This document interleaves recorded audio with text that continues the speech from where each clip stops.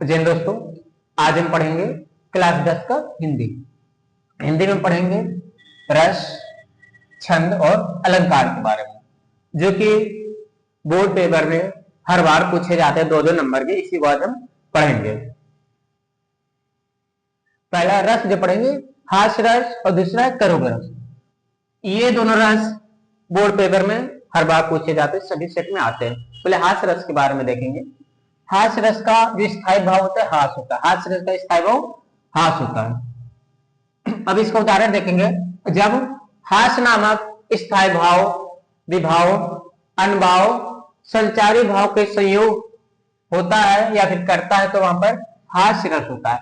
जैसे हम किसी भी चीज को, किसी भी मनोरंजक फिल्म को देखकर या फिर किसी भी कहानी को सुनकर हमें हंसी उत्पन्न होती है, उसे क्या कहते हैं? हास्य रस कहते हैं। जैसे उदाहरण के लिए हाथी जैसा देह गैंडे सी खाल, उदाहरण में है हाथी जैसा देह गैंडे सी खाल, तरबूजे सी खोपड़ी, खरबूजे सी गाल। मतलब ये कहा गया है, जब कोई एक पतला सा दोस्त अपने मोटे से दोस्त को देखता है तो कहता है हाथी जैसी देह गैंडे सी खाल, तरबूजे से खोपड़ी, खरबूजे सी गाल।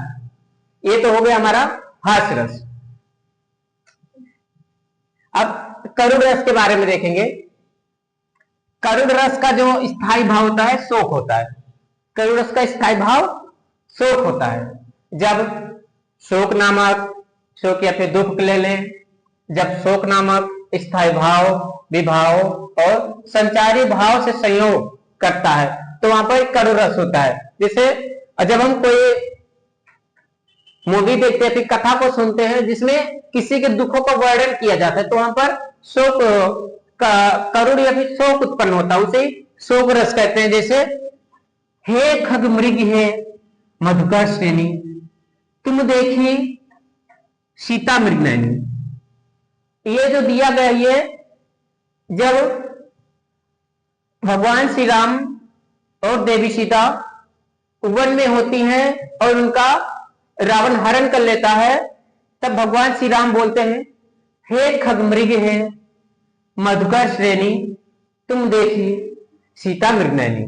अर्थात भगवान श्री राम पक्षियों से और भंवरों से, वहां के पेड़ पौधों से या पूछते हैं कि तुमने कहीं मेरी देवी सीता को देखा है। और अब इसके बाद आ जाता है हमारा अलंकार। अलंकार में 2 अलंकार पढ़ेंगे, अनुप्रास अलंकार तथा यमक अलंकार। अनुप्रास अलंकार को देखेंगे। जब एक ही वर्ड बार बार आए, जैसे कोई एक ही शब्द क्या करे, एक ही वर्ड बार बार आए तो वहां पर अनुप्रास अलंकार होता है। उदाहरण के लिए तरन तरुजा तट तमाल, तरवर बहुछाये। तरन तनुजा तट तमाल, तरवर बहुछाये। यहाँ पर हम देखते हैं कि जो ता वर्ड है ये बार बार आ रहा है, तो इसे ही यमक अलंकार कहेंगे, अनुप्रास अलंकार कहेंगे। जहां पर एक ही वर्ड बार बार आए या फिर बार बार रिपीट होता रहे, उसे क्या कहेंगे? अनुप्रास अलंकार कहेंगे। जैसे तरन तरुजा तट तमाल, तरवर बहुछाये। यहां पर देखते हैं कि सभी में ता वर्ड क्या हो रहा है, बार बार आ रहा है, तो यहां पर अनुप्रास अलंकार होगा। अब देखते हैं अगला है यमक अलंकार। यमक अलंकार में जब एक ही शब्द एक से अधिक बार आए, जो एक ही शब्द क्या हो, एक से अधिक बार आए, तो वहां पर यमक अलंकार होता है। जैसे काली घटा का घमंड घटा। यहां पर हम देखते हैं कि घटा क्या है, बार बार आ रहा है। इसमें क्या घटा जो शब्द है क्या हो रहा है, बार बार आ रहा है, तो मतलब ये कौन सा अलंकार है? यमक अलंकार है। अब हमारा अगला टॉपिक रहेगा, अगला पढ़ेंगे हम छंद के बारे में। छंद, छंद में हम 2 छंद पढ़ेंगे, दोहा और सोठा। दोहा में क्या होता है? दोहा होता है यह अर्ध सम्मात्री छंद। दोहा क्या? अर्ध सम्मात्री छंद है, जिसमें 4 चरण होते हैं।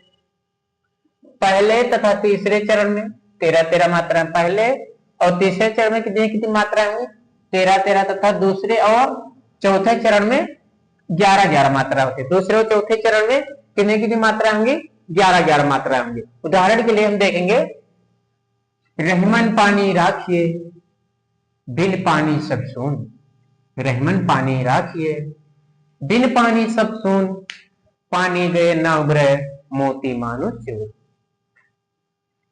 अब सब मात्राओं को गिनेंगे।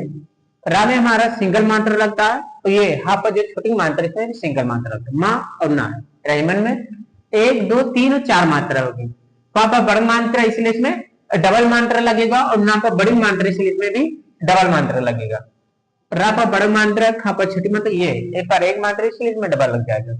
अगर हम पहले चरण में देखें तो हमारी कितनी मात्रा होनी थी 13-13 मात्रा। 13 मात्रा 1, 2, 3, 4, 4, 2, 6, 6, 2, 8, 8, 2, 10 और 3, 13 मात्रा होगी। पहले और तीसरे चरण में 13-13 मात्रा होंगी। ये पहला चरण हो गया हमारा, ये दूसरा, ये तीसरा और ये चौथा। अब दूसरे चरण में देखेंगे 2, 4, 6, 7, 7, 2, 9, 1, 10 और 3, 13 हो जाएगा। इसमें भी 13-13 मात्रा है। और अब इसमें आ गया हमारा दूसरे और चौथे चरण में 11-11 मात्रा। तो 11 मात्रा देखेंगे, एक मात्रा ये, एक ये, 2, 2, 2, 4, 4, 2, 6, 6, 2, 8, 8, 10, 1, 11। यहाँ पर दूसरे चरण में कितनी मात्रा है 11 मात्रा है। उसके बाद चौथे चरण में देखेंगे 11 भी होनी चाहिए, 2, 2, 4, 4, 2, 6, 6, 2, 8, 8, 10 और 1, 11। इसका मतलब ये क्या हमारा दोहा है। उसके बाद अगर सोठा, सोठा भी एक अर्ध सम्मात्रिक छंद होता है, जिसमें पहले और तीसरे चरण में 11-11 मात्रा होती। पहले और तीसरे चरण में 11-11 मात्राएं होती है, तथा दूसरे और चौथे चरण में 13-13 मात्रा होती है। दूसरे और चौथे चरण में क्या होगी 13-13 मात्रा होंगी।